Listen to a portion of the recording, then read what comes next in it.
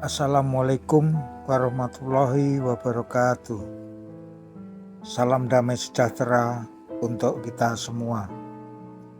Om Swastiastu, Namo Buddhaya, salam kebajikan. Jangan pernah melupakan sejarah atau jas merah. Wawancara Muhammad Sadli. Pertamina adalah sapi perah presiden. Ekonom Indonesia yang cemerlang dan rendah hati. Begitulah Tikian Wi, ekonom juga pernah menjuluki tokoh satu ini. Jikapun tak sependapat, orang tetap mengenal Sadli sebagai ekonom yang punya kaliber tersendiri. Ia lulus dari Fakultas Teknik Universitas Gadjah Mada pada tahun 1953, meraih doktor di Universitas Indonesia, memperoleh master dari Massachusetts Institute of Technology, dan pernah menimba ilmu di University of California, Berkeley 1957 dan Harvard University 1964. 12 tahun silam dia memperoleh anugerah bintang tanda jasa Harta Suci Agung atau The Grand Garden of the Order of Sacred Treasure dari pemerintah Jepang karena pengabdian dan jasanya meningkatkan persahabatan dan hubungan terutama di bidang ekonomi antara Indonesia dan Jepang. Di lingkaran pemerintahan, Sadli mulai hitungan ketika ditarik menjadi anggota tim penasihat ekonomi presiden dan sebagai kepala tim teknis penanaman modal asing atau PMA pada masa awal Soeharto berkuasa. Lalu Menteri Tenaga Kerja 1971 sampai 1973, Menteri Pertambangan dan Energi pada tahun 1973 hingga 1978 dalam Kabinet Pembangunan II. Boleh dikata Sadli juga arsitek ekonomi Orde Baru bersama dengan mafia Berkeley lainnya, Wijaya Niti Sastro, Emil Salim, Subroto, dan Ali Wardana. Radius Prawiro baru menyusul belakangan, tuturnya. Toh kritiknya selalu terdengar, vokal dan berimbang. Ia bisa memaki Soeharto, tapi juga tak ragu memujinya. Dalam usia ketika banyak orang sebayanya sudah tergolek lemah, Sadli masih sempat terbang ke sana kemari dari satu seminar ke seminar lain. Ia juga menulis secara teratur di Buletin Ekonomi, Business News, Harian Kompas, dan majalah ini. Laki-laki kelahiran Sumedang 10 Juni 1922 ini bahkan masih terlihat sehat dan segar meski sudah setahun malas lari pagi. Saya Dewan Komisaris di Internasional Nikel, sepatu bata, dan perusahaan yang memproduksi Viagra itu, kata suami Saparinah Sadli, psikolog ternama dari Universitas Indonesia ini. Sadli tampak bersahaja dengan batik hijau Solo, lengan pendek ketika menerima wartawan Tempo di rumahnya yang asri di kawasan Kebayoran Baru, Jakarta, Rabu pekan lalu. Percakapan berlangsung santai dalam suasana penuh keakraban dan keterbukaan, seperti layaknya seorang kawan lama diselingi suguhan kolak pisang. Pemilu 7 Juni nanti saya tidak tahu mau menusuk apa. Mungkin nanti saya pergi ke luar negeri sajalah, katanya kepada Fikri Jufri, Setiardi, Karania Dharma Saputra, dan fotografer Ruli Kesuma dari Tempo. Berikut petikannya.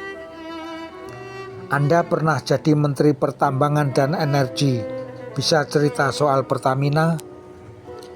Ketika saya mengurus Pertamina pada tahun 1973 hingga 1978. Tommy atau Hutomo Mandala Putra baru sebesar ini, tangannya menggambarkan tinggi seorang anak kecil. Putra-putri presidenlah yang belakangan menjadikan Pertamina sapi perahan. Tapi dari dulu sudah ada benalu-benalu lain, yaitu Ibnu Sutowo dan ajudan-ajudannya. Permainannya sama saja, pembelian dengan markup yang gila-gilaan, pembelian barang atau komponen tertentu seenaknya saja, tidak ada tender dan tidak dicek, tidak ada inventory control dan inventory management. Menurut sejarahnya, Pertamina itu jelek sejak permulaan. Sejelek apa? Keuangan Pertamina sangat kacau, tidak ada pencatatan yang jelas.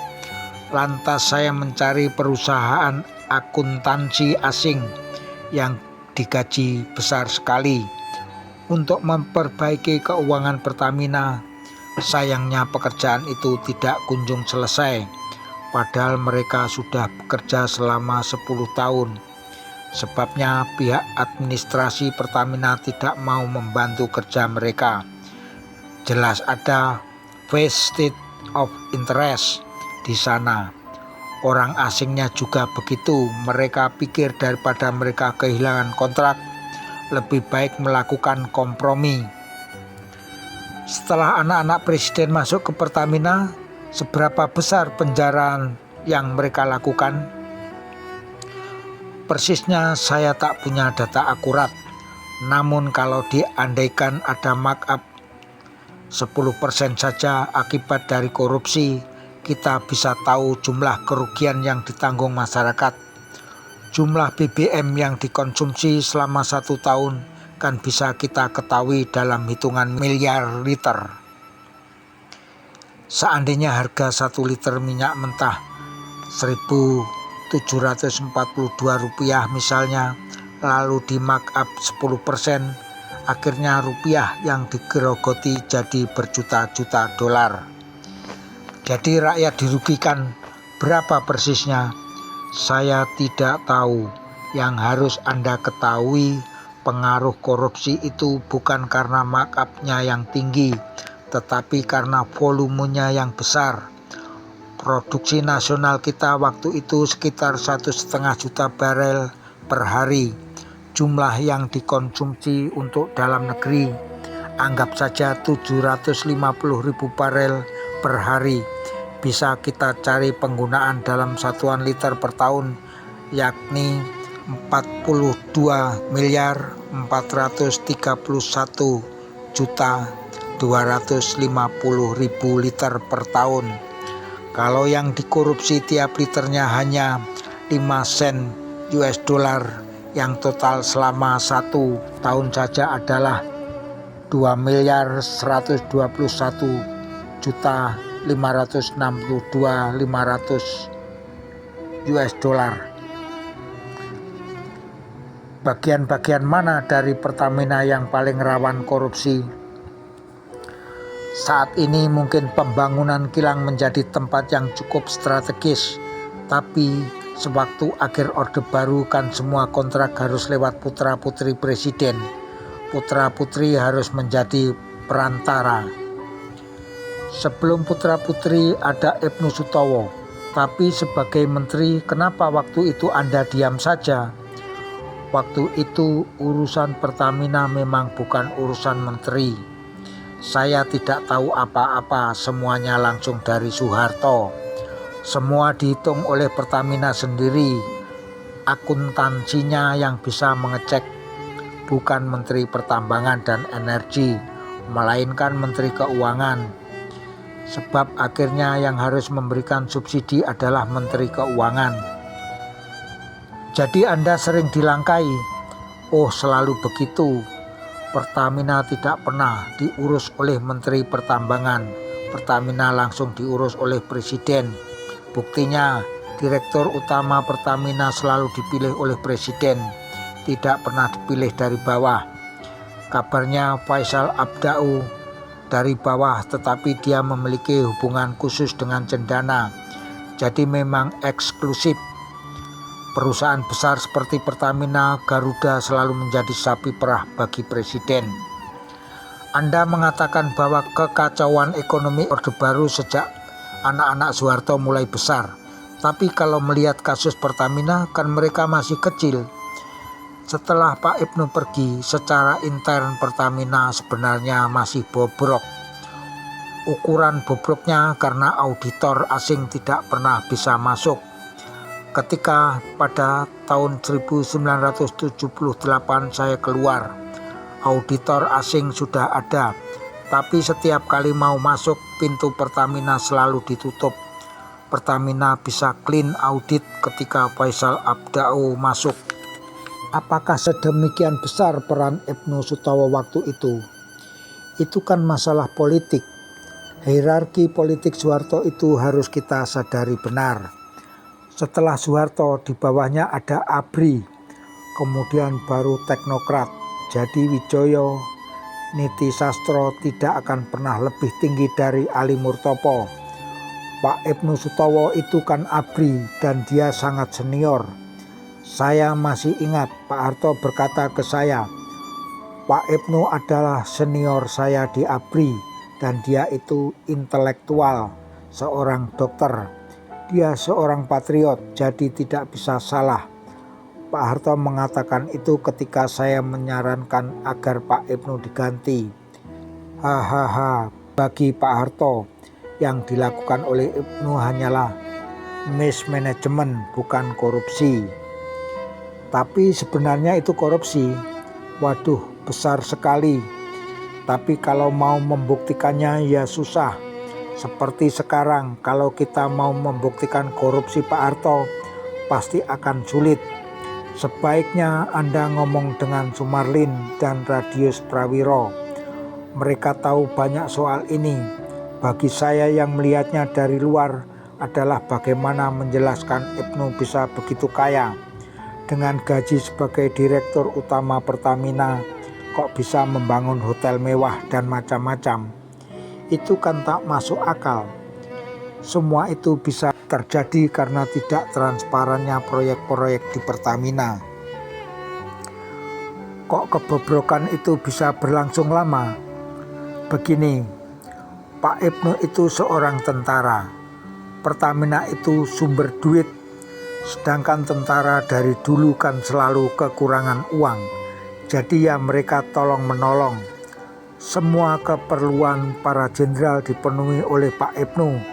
Kebiasaan tentara sejak zaman pergerakan sudah jelek. Pak Harto sewaktu masih ditempatkan di Semarang, hidupnya dari penyelundupan. Yang membantu penyelundupan itu selalu orang Cina, selalu begitu, dan Cinanya lantas menjadi besar. Namanya Om Lim atau Xiu Liong.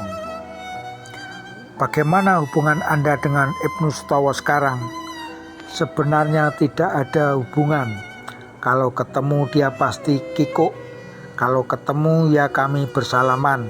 Sejak dulu dia tahu bahwa saya tidak setuju dengan kebijakannya di Pertamina.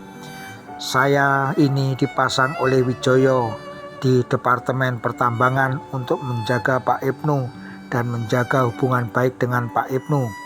Wijaya tahu bahwa Pak Harto pasti akan membela Pak Ibnu.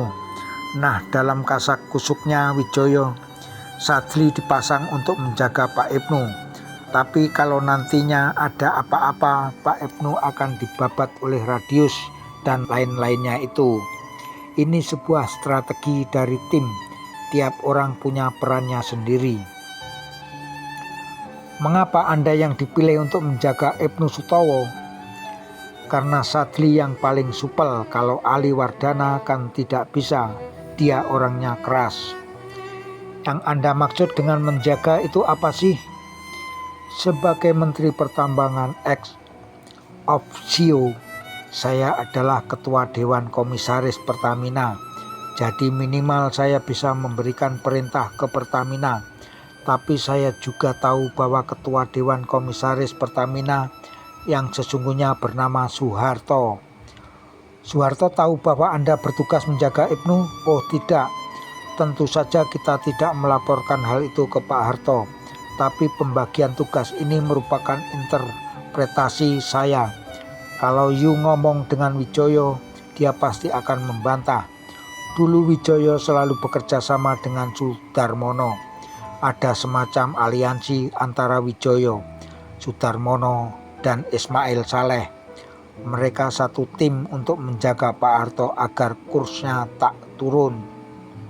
Caranya, itu permainan Jawa, ngerjain Pak Harto supaya mau mengikuti mereka. Itu merupakan sebuah seni Jawa. Ali Wardana, Emil Salim tidak bisa melakukan hal itu. Jadi ketika itu Wijaya sangat menguasai kabinet kita. Pada bidang ekonomi memang benar, tapi tidak dalam politik. Di politik yang memegangkan Amir Mahmud. Lihat saja Undang-Undang Otonomi Daerah tahun 1974 itu produk Amir Mahmud, tapi dia di-backing oleh Pak Harto. Dengan ketidakmampuan mengendalikan Pertamina itu, Anda merasa bersalah? Terus terang saya tidak pernah merasa bersalah karena saya memang tidak punya akses ke sana. Saya tidak mempunyai wewenang untuk menentukan. Jika Anda tidak setuju dan apa yang tidak Anda setujui terus berlangsung, bukankah Anda bisa mundur dari kabinet Soeharto? Mengapa Anda tetap berada di sana, tidak segera keluar misalnya? Itu pertanyaan yang tidak bisa saya jawab. Siapa yang akhirnya memecat Ibnu Sutowo? Pak Harto langsung. Yang lain-lain seperti Wijaya hanya bisa memberi saran. Kesalahan terbesar Ibnu di mata Pak Harto berlangsung sewaktu para pemimpin ASEAN bertemu di Bali. Minggu pagi, Pak Ibnu naik helikopter, nguing-nguing, turun dengan Ferdinand Marcos, bekas Presiden Filipina, tanpa izin dan kula nuwun pada Pak Harto. Senin paginya Cokropranolo datang ke rumah Pak Ibnu dan mengatakan bahwa Pak Ibnu diberhentikan dari jabatan Direktur Utama Pertamina. Memang sebelumnya Pak Harto sudah sangat gelisah, tapi dia belum mau mengambil keputusan. Nah, kasus di Bali itu yang menjadi pemicu diberhentikannya Pak Ibnu. Ada yang bilang Soeharto marah pada Ibnu Sutowo karena ia tidak diberitahu soal tanker Kim, pembelian kapal tanker. Memang Pak Harto tidak tahu persoalan pembelian tanker itu. Utang Pertamina yang 10 miliar US dollar kan sebagian besar untuk membeli tanker. Alasan Pak Ibnu membeli tanker, Pertamina harus besar melalui pekerjaan-pekerjaan yang mudah. Kalau harus mencari minyak, melakukan eksplorasi, itu kan pekerjaan yang sulit dan berisiko. Sedangkan kalau memberi tanker, hotel, dan mobil yang disewakan kepada ekspatriat itu lebih mudah dan gampang. Bagaimana dengan cerita pertambangan Freeport? Saya bertanggung jawab dengan proses kelahiran Freeport itu pada tahun 1967. Tapi bukan Freeport yang sekarang ini dimiliki oleh Freeport McMoran, melainkan Freeport Silver. Memang proyeknya sama, tapi yang sekarang kepemilikannya sudah berganti ke James Bob Moffitt. Kabarnya Freeport itu merupakan proyek percontohan untuk penanaman modal asing. Benar, itu merupakan proyek Orde Baru, termasuk Pak Harto dan Sri Sultan. Ketika itu kita memerlukan sebuah rekor dari perusahaan besar yang masuk ke tanah air agar kita bisa pamer ke dunia internasional. Maka kami memutuskan menerima Freeport karena yang masuk cuma itu. Jadi memang Freeport mendapat perlakuan yang paling baik. Diberi tax holiday selama 10 tahun. International Nikel yang masuk 2 tahun sesudahnya. Tidak lagi diperlakukan seperti Freeport. Terus terang saja ketika itu tidak terpikir oleh kita soal hak-hak penduduk asli. Kesadaran bahwa penduduk asli harus diperhatikan dan diberdayakan baru muncul belakangan ini. Siapa yang membawa Freeport ke sini? Ibnu Sutowo, karena dia memang sudah dikenal di dunia internasional. Jadi Ibnu Sutowo berjasa juga. Tapi kemudian banyak pertanyaan bahwa PMA itu akhirnya menjajah kita. Utang yang terlalu banyak menyebabkan kita kehilangan kemerdekaan. Mengapa Anda menolak jadi duta besar di Washington setelah berhenti dari jabatan menteri? Jabatan dubes itu kan sebuah tanda jasa. Yang menolak adalah istri saya. Kalau saya jadi duta besar di Washington, tugas saya cuma menjemput orang di bandara malam hari. Kalau menjemput menteri sih mendingan. Paling-paling yang dijemput nanti cuma Bob Hasan. Hahaha. Ya saya tidak mau. Ketika Anda keluar, kondisi minyak kita seperti apa? Saya keluar tahun 1978. Sebenarnya kita masih menikmati oil boom. Subroto masih mengalami oil boom itu. Harga minyak per barel masih 15 US dollar. Apa alasan utama berhenti jadi menteri? Saya tidak bisa lagi meladeni tokoh seperti Pak Harto yang tidak transparan. Saya juga orang Jawa, tapi dari Semarang. Dia orang Jawa yang dari Jogja, rupanya sifatnya lain. Saya juga bosan. Secara pribadi saya sudah tidak tahan lagi. Saya katakan kepada Wijoyo, kalau nanti ada kabinet yang baru, saya tidak usah diikutkan lagi.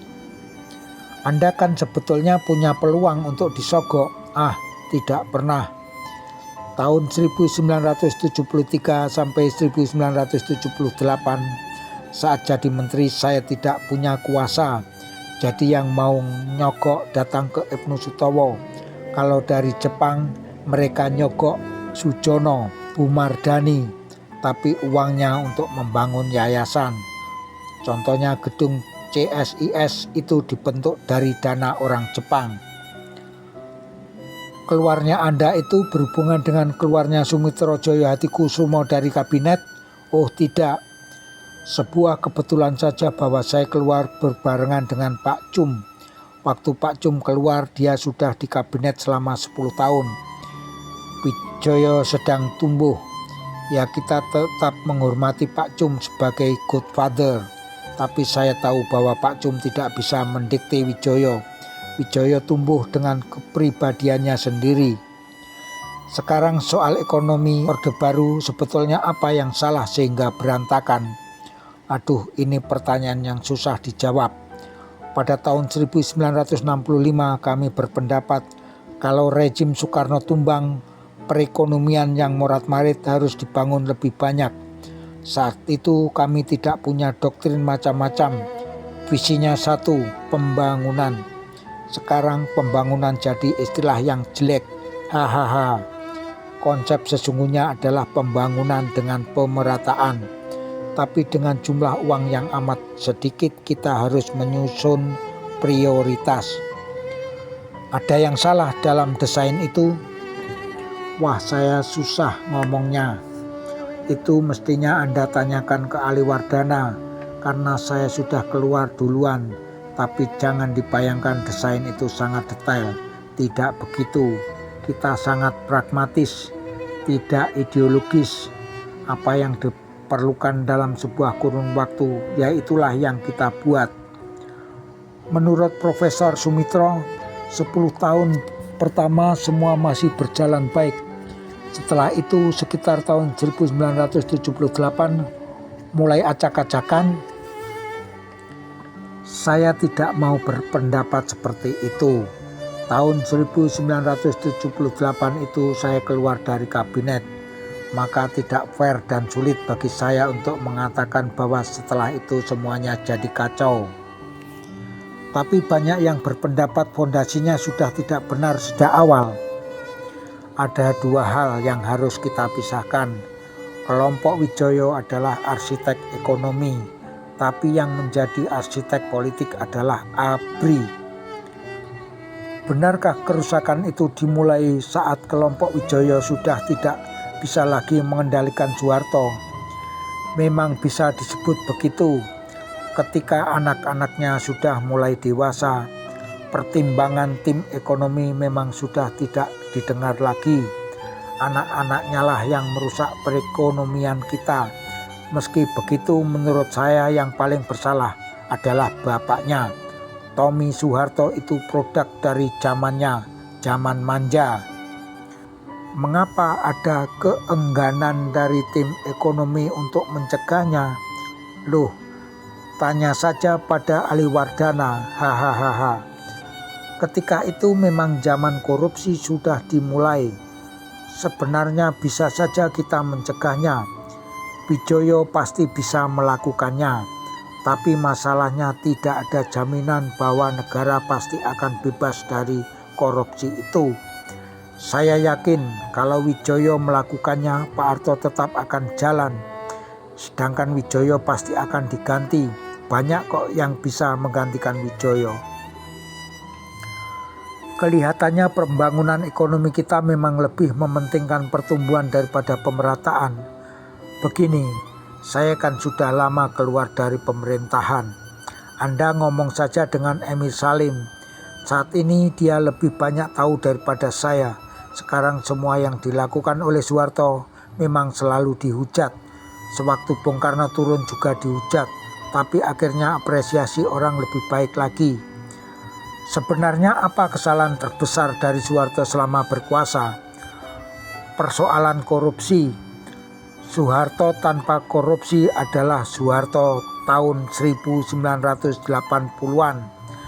Tahun 85-an korupsi itu dimulai. Itu juga ditiup-tiup oleh bom ekonomi. Kalau Anda mau menelusuri, lihat saja di bank-bank BUMN. Yang menggerogotinya adalah anak-anak Pak Harto. Itu berlangsung selama 10 tahun terakhir. Tapi pada akhirnya saya berpendapat bahwa republik ini berhak untuk membuat kesalahan-kesalahan. Yang penting krisis ini bisa memperkuat jati dirinya. Kita harus memetik hikmah dari krisis ini. Tempo 26 April 1999, halaman 34 sampai 37.